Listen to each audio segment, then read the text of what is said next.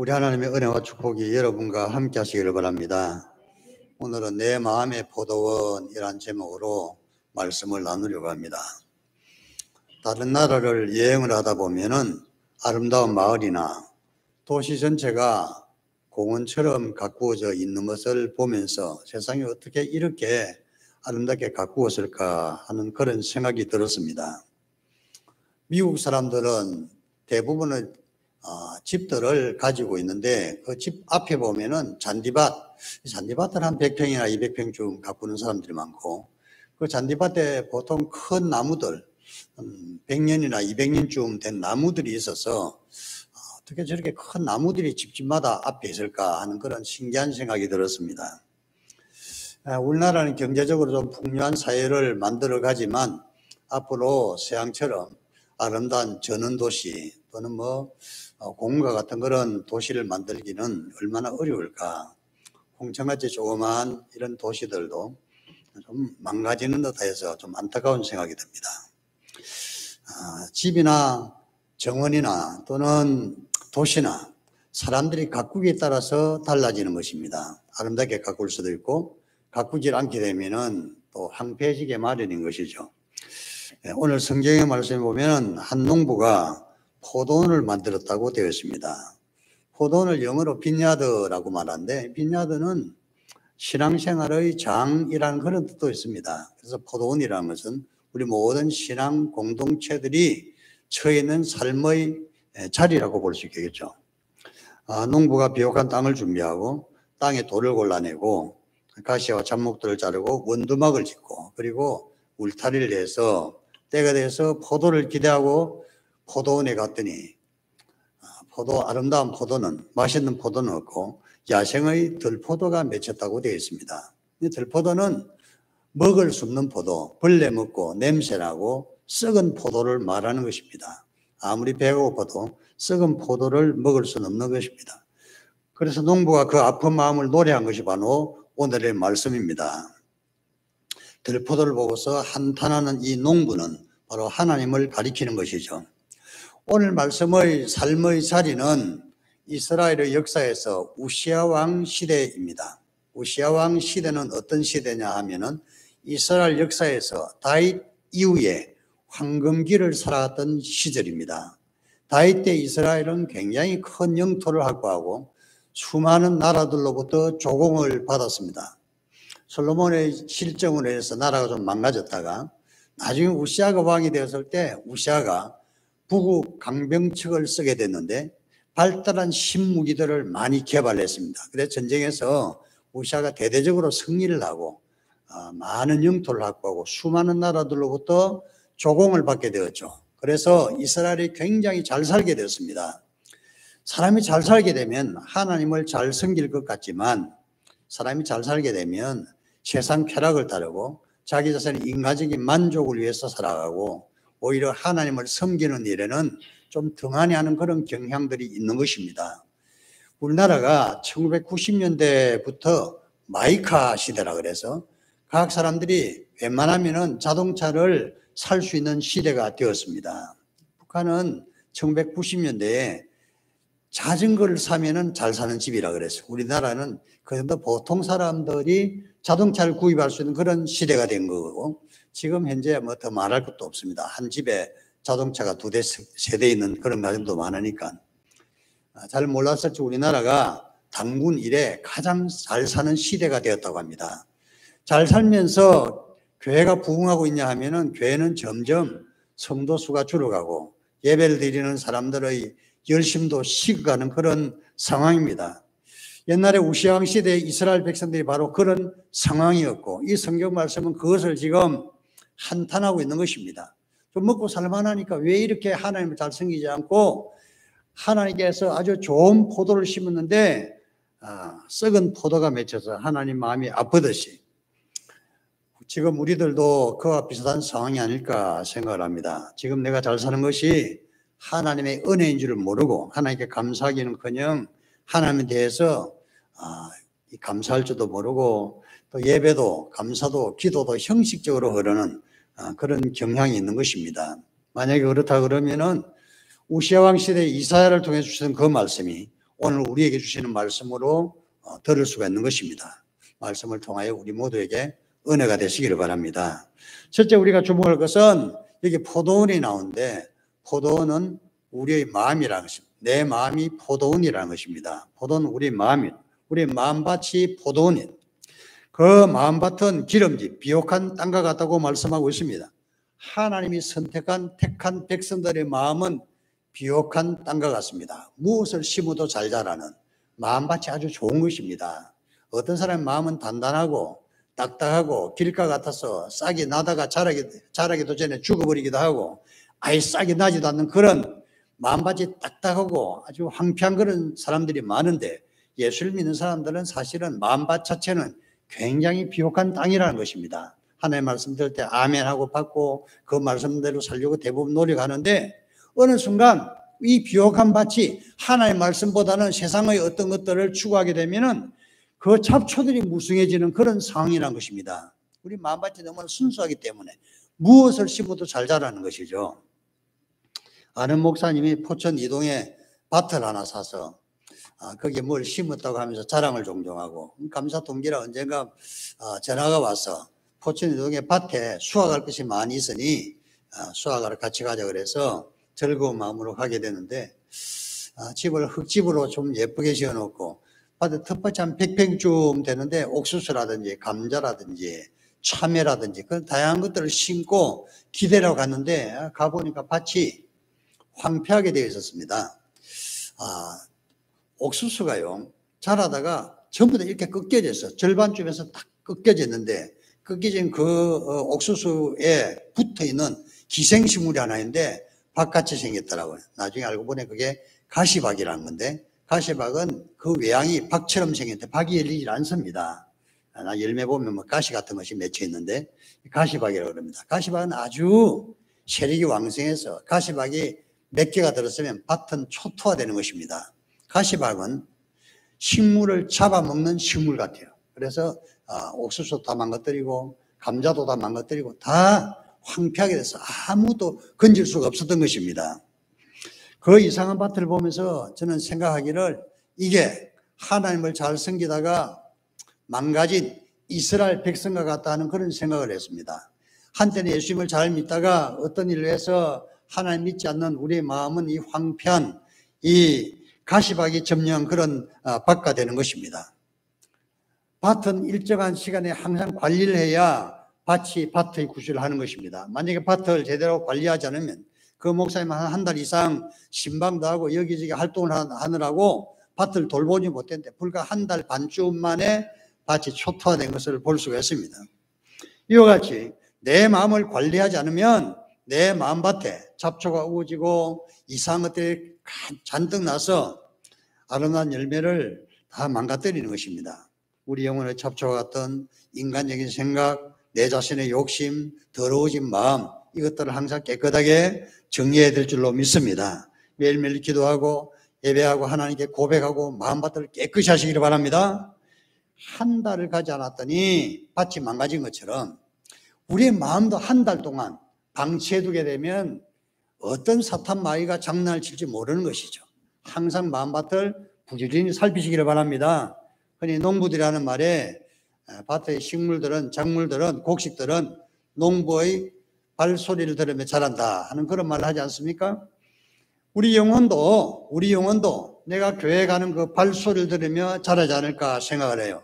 하나님의 말씀을 들으러 가는 그 발소리, 예배 드리는 그 발소리, 기도하는 발소리, 그 발소리를 들으면서 우리 영혼도 아름답게 자랄 줄로 믿습니다. 밭이 윤인하게 가꾸는 것은 많은 시간이 걸리지만은 밭을 망치는 것은 한순간에, 짧은 시간에 망가집니다. 우리 신앙생활 잘 하려고 애쓰고 수없이 노력한 수많은 시간들이 굉장히 많지만은 내 영혼의 밭이 망가지는 것은 단 한순간에 망가질 수가 있습니다. 이거 조심해야 되는 것입니다. 어떤 경우에도 시험에 들지 마시고 또 사람을 보고 믿지를 마시길 바랍니다. 목사도 믿지 말고 장로님도 믿지 마세요. 오직 하나님 보고 믿으시기를 바랍니다. 그래 시험에 들지도 않고 내 마음의 밭이 망가지지 않는 것입니다. 사람을 보고 세상을 보면 우리가 실망한 그 투성인 것입니다. 그렇게 실망하면 누가 손해나면 내 자신이 손해날 뿐인 것이죠. 하나님만 바라보면 실망할 것도 없고 낙심할 것도 없는 것입니다. 오직 하나님 바라보시고 내 마음밭을 잘 관리하시기를 바랍니다. 잘 관리하시기 바랍니다. 두 번째로 오늘 말씀에 주목할 수 있는 것은 우리 모두는 다 극상품의 포도나무와 같다, 이렇게 말씀하셨어요. 오늘 말씀에 보면 기름진 포도원에 극상품의 포도나무를 심었다. 그냥 상품이 아니라 극상품, 영어 성경에 보니까 베스트 오브 베스트, 최고라는 그런 뜻입니다. 최고의 포도나무를 심었다. 오늘날 포도나무 중에서 제일 인기 있는 포도나무가 샤인머스켓이라는 포도나무인데 일본에서 개발된 종류입니다. 샤인머스켓이 아주 맛있는 포도여서 값도 비싸고 그러지 않습니까? 지난 추석 무렵에 딴 샤인머스켓에서 맛이 없어서 전국적으로 야단 법석이 났습니다. 10월 중순에 수확을 해야 되는데 9월 초에 수확하니까 맛이 들었을 리가 있나? 향도 없고 단맛도 없고, 그래서 샤인머스켓이 아마 위상이 땅에 떨어질 것 같아. 샤인머스켓을 먹을 때 원래는 샤인머스켓이요, 씨가 있는 샤인머스켓이 오리지널입니다. 씨 없는 샤인머스켓은요, 화학약품을 꽃에 처리하기 때문에 몸에 안 좋다 그래요. 샤인머스켓 잡술 때 좀 조심하시고, 씨 있는 샤인머스켓 또 없는 것 같더라고. 어쨌든 극상품의 포도가 샤인머스켓이라면 우리 모든 하나님의 백성들은 샤인머스켓과 같이 대단히 좋은 품종이라는 것입니다. 당시에 이스라엘 모든 사람들은 샤인머스켓 같이 아주 극상품의 포도나무였는데, 그런데 이들이 하나님 앞에서는 샤인머스켓이라도 나무가 망가져서 먹을 수 있는 포도 열매가 맺힌 게 아니라 야생의 들포도처럼 썩고 쓰고, 그래서 사람이 먹을 수 없는 그런 존재가 되었다는 것입니다. 그래도 불구하고 여전히 하나님께서 너희들은 극상품의 포도나무다, 이렇게 말씀하시는 거예요. 우리가 하나님의 말씀대로 살지 못하고 제대로 신앙생활을 못한다 할지라도 하나님께서 보시기에는 너희들은 여전히 극상품의 포도나무라고. 이사야 43장 4절에 보면 내가 너를 보배롭고 존귀하게 여기고 너를 사랑했다, 이렇게 말씀하셨고, 이사야 49장 15절에 보면 여인이 어찌 그 젖먹는 자식을 잊겠으며 자기 태어난 아들을 긍휼히 여기지 않겠느냐, 그들은 혹시 잊을지라도 나는 너를 잊지 않을 것이라, 이렇게 말씀하셨고, 이사야 49장 23절에 보면 세계 모든 나라의 왕들은 내 양부가 될 것이고 왕비들은 내 유모가 될 것이다, 이렇게 말씀하셨어요. 세상의 왕비들이, 세상의 왕의 부인들이 우리의 유모일 것이라고 그렇게 말씀하고 있을 정도로 우리가 아주 고귀한 존귀한 존재라고 말씀하고 있는 것입니다. 여러분, 내 자신이 하나님 앞에서 존귀한 존재라는 것을 꼭 잊지 마시기 바랍니다. 하나님 우리를 극상품으로 만드셨어요. 근데 극상품이라 할지라도 관리를 제대로 하지 않으면 제대로 되지 않는 것입니다. 지난 다니엘 기도 시간에 어떤 목사님이 데스티니라는 그런 주제로 설교를 하셨죠. 데스티니란 말. 데스티니라는 말을 우리말로 번역을 할 때는 운명이라든지 팔자라는 말로 번역을 할 수 있는 그런 용어입니다.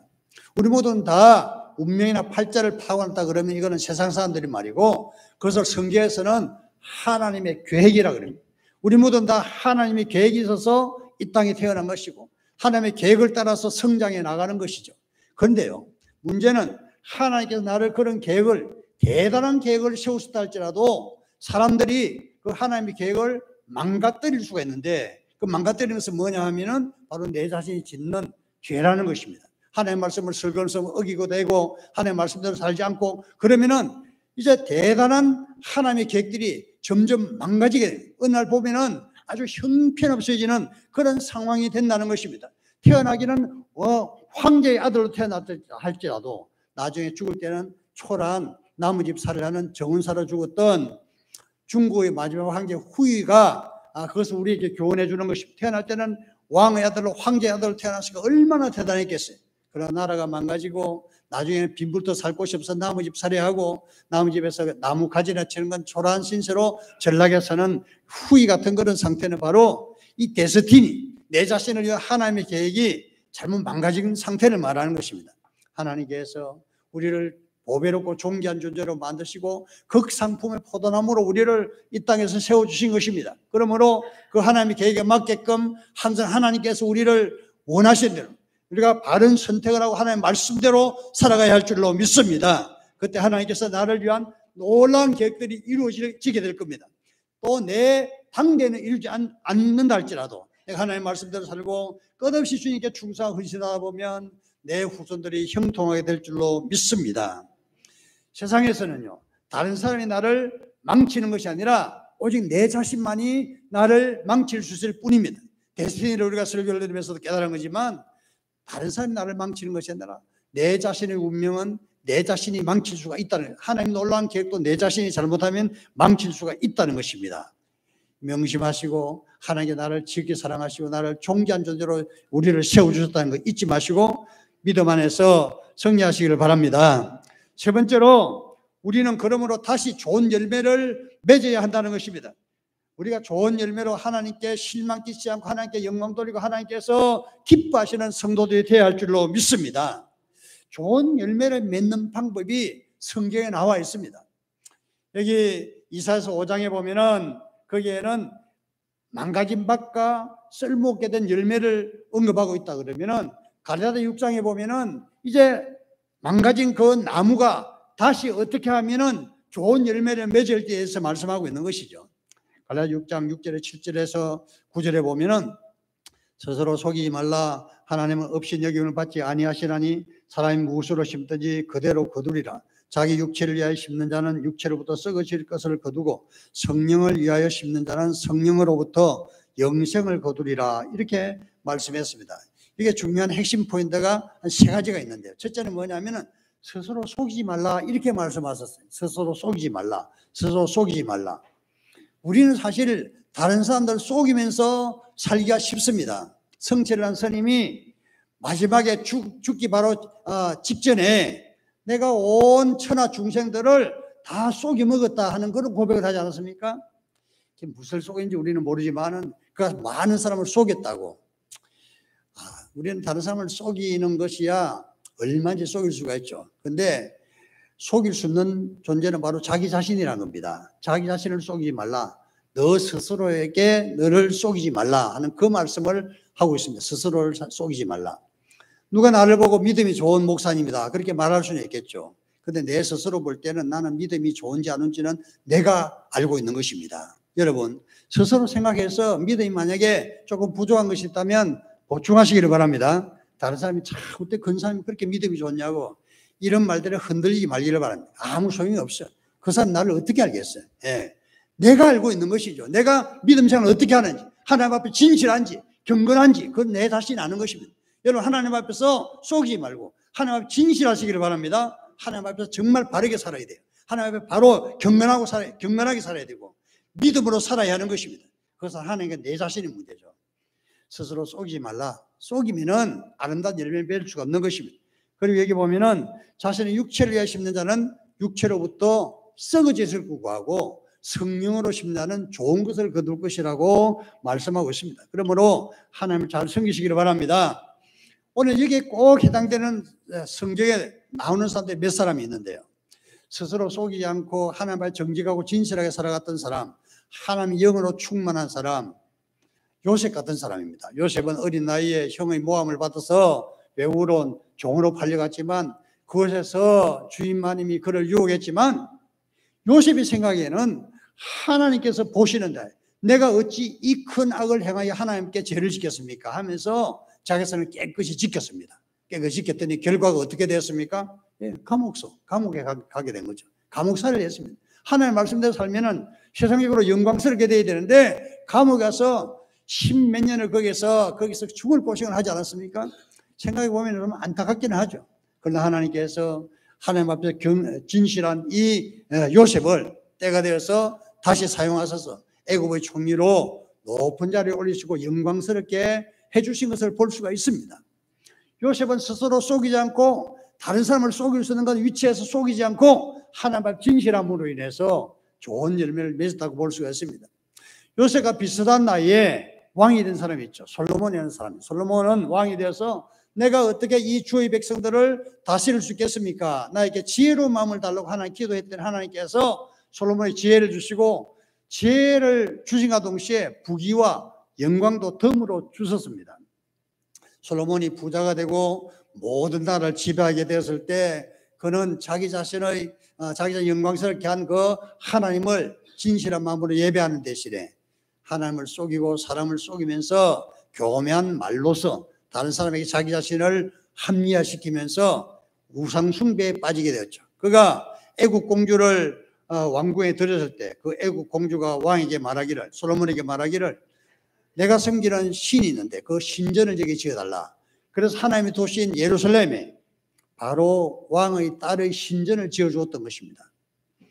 하나님의 도시에서 신전을 짓는다는 게 가당키나 합니까? 이스라엘 역대 왕자 그런 왕들은 아무도 없습니다. 솔로몬은 지혜롭다고 다른 사람들에게는 종교는 자유이고 어쩌고저쩌고 설명을 해줄 수는 있겠죠. 그렇게 해서 안 되는 것입니다. 그리고 나서 솔로몬은 날마다 연회를 파티를 했다고 되어 있고 하루에 수백 마리의 소를 잡아서 날마다 육체를 위하여 살았죠. 육체를 위하여 심었던 것입니다. 솔로몬의 말로는 철하고 비참하게 끝장나고 그가 죽었을 때 나라는 분열돼서 정말 엉망진창이 된 것을 볼 수가 있습니다. 육체를 위하여 심는 사람은 육체를 따라서 썩어질 거하고 성령을 위하여 심는 사람은 영생을 얻을 것이라고 말씀하고 있는 것입니다. 그러므로 우리 모든 성도들은 좋은 열매를 얻기 위하여 성령으로 심으시기를 바랍니다. 성령으로 심으셔서 좋은 열매를 거두시기를 바랍니다. 하나님께서 보실 때 기뻐하시고 인정할 만한 그런 신앙생활을 하시기를 바랍니다. 한 달쯤 전에 순천에서 목회하는 목사님 오랜만에 우리 교회에 좀 들러서 이야기도 나누고 그런 이야기를 하다가 집에 가서 마음에 큰 감동을 받았다 그래요. 내가 무슨 감동을 줄 만한 그런 입장은 아닌데 그때도 마음에 큰 감동을 받고 그러면서 나한테 문자가 오기를 내가 만민교회를 위해서 뭔가를 좀 만들고 싶다고 하면서 한 달 동안 그냥 밤에도 일을 했다 그래. 그렇게 해서 밤에 한 달 동안 일을 해서 온갖 정성을 다해서 만들어서 지난 목요일 날 그 순천에서 6시간 차를 끌고 여기 가서 이렇게 성구들을 이렇게 내놨습니다. 그 성구들이 앞에 보이는 십자가하고요. 십자가 앞에 있는 이런 받침대 이런 것들, 교회 이제 올라오시면은 그 기퉁에 몇 가지 있는 그런 것들, 이 물건들을 그 목사님이 오래전부터 목공을 배워서 직접 성구를 제작하는 그 일을 합니다. 자기가 재료를 다 사고 모든 것을 하는데 비용도 굉장히 많이 들었고요. 그리고 비용도 많이 들었을 뿐만 아니라 이 성구들은 못을 쓰지를 않았어요. 피스를 한도 쓰지 않고 전부 짜맞춘 것입니다. 이제 조그마한 십자가들 다 짜맞춘 건데요. 얼마나 정밀을 요구하는 작업인지 모르겠어요. 그래서 드디어 이 물건을요, 지난주에, 이번 주에 다 만들게 됐는데 자기가 만들고 싶으면 다 만들었어. 그 사모님 표현을 하면 너무나 기뻐서 하나님 앞에 춤을 한참 추었다 그래요. 할렐루야. 자기는 성령의 감동으로 만민교회 이것을 만들고 싶어서 한 달 동안 만들고 다 만들고 보니까 너무나 예쁘고 잘 만들어져서 하나님 앞에 춤을 추었다는 거예요. 그래서 내가 참 할렐루야 정말 훌륭하구나 하는 걸 생각을 했습니다. 이런 일들은요 하나님께서 기뻐하십니다. 내가 돈을 주려고 하니까 어림도 없더라고요. 내가 돈을 왜 받습니까? 내가 좋아서 하는 일이고 하나님의 감동을 내가 하는데 왜 돈을 받습니까? 해서 그래서 내가 그런 말이요 이것도 좀 만들어 하고 다른 것도 이제 부탁했어요. 그랬더니 또 만들어주겠다 그러는데 돈을 안 받겠다 그래서 좀 부담스럽긴 하지만 어쨌든 자기가 하나님께 주신 일이라고 생각해서 하는 것은 정말 아름다운 것입니다. 내 친구라서 그런 게 아니라 정말 훌륭한 목사님 같아요. 이런 하나님의 감동이 오면은 내가 무엇이니 주님의 교회를 위해서 보탬이 되는 일을 해야 되겠다 하는 것은 바로 성령으로 심는 것입니다. 성령으로 좋은 것들을 많이 심으시기를 바랍니다. 그러면 아름다운 열매로 하나님 기뻐하시는 극상품의 어떤 것들을 하나님께 주실 줄로 믿습니다. 이 은혜가 우리 모두에게 충만하시기를 주님 이름으로 축원합니다.